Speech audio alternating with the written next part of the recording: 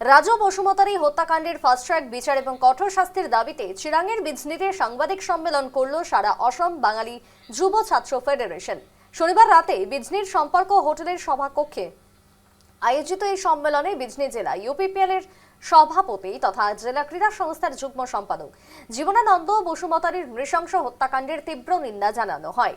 সংগঠনের সাধারণ সম্পাদক বাবলু সরকার দাবি করেন, ফাস্ট ট্র্যাক আদালতের মাধ্যমে দ্রুত বিচার সম্পন্ন করে দোষীদের দৃষ্টান্তমূলক শাস্তি দিতে হবে। আর এই বিষয়ে তিনি সরকার এবং প্রশাসনের জরুরি হস্তক্ষেপ কামনা করেছেন। একই সাথে তিনি সবাইকে শান্তি সম্প্রীতি বজায় রাখার আহ্বান জানান। তিনি সতর্ক করেন, কোন দুষ্ট চক্র যেন এই ঘটনাকে কেন্দ্র করে বুড়ো এবং বাঙালি জনগোষ্ঠীর মধ্যে ভ্রাতৃত্ববোধ তাদের মধ্যে সংঘাত যেন কোনোভাবে নষ্ট না করে। সংগঠনটি নিহত রাজু পরিবারকে 1 কোটি টাকার আর্থিক সাহায্য এবং একজন সদস্যকে সরকারি চাকরি দেওয়ার জোর দাবি জানিয়েছেন।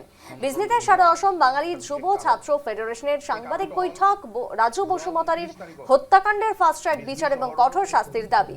মৃতের পরিবারকে 1 কোটি টাকা ক্ষতিপূরণ এবং একজনকে চাকরির দাবি তুলেছেন সংগঠনটি।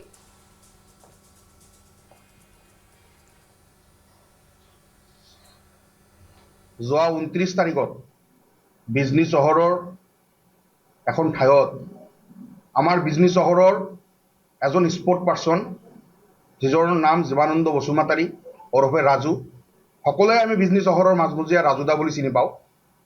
তেখেতৰ যিটো হত্যাকাণ্ড, এই হত্যাকাণ্ডটো আমি বিজনী চহৰৰ সমূহ ৰাইজ, বাঙালী সমাজ লগতে সদৌ অসম বাঙালী যুৱ ছাত্ৰ ফেডাৰেশ্যন আমি মানি ল'ব পৰিস্থিতিত নাই। আৰু এইটো গ্ৰহণযোগ্য নহয়।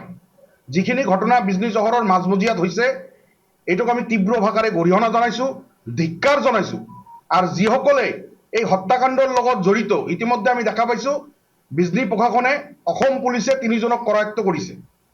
সেই কৰায়ত্ব কৰা 3জনৰ ভিতৰত যদি আৰু কোনোবা জড়িত হৈ আছে, আমি সদৌ অসম বাঙালী যুৱ ছাত্ৰ ফেডাৰেশ্যন বিজনী চহৰৰ বাঙালী সমাজে আমি আহ্বান জনাইছোঁ, প্ৰশাসনক দাবী জনাইছোঁ, অতি শীঘ্ৰে এই পূৰ্ব পৰিকল্পিত হত্যাকাণ্ড হয় নে নহয়, তাৰ লগত জড়িত থকা আৰু কোন কোন ব্যক্তি আছে, অতি শীঘ্ৰে সিহঁতক কৰায়ত্ব কৰিব লাগে আৰু কৰায়ত্ব কৰি কঠোৰৰ পৰা কঠোৰতম দৃষ্টান্তমূলক শাস্তি প্ৰদান কৰিব লাগে।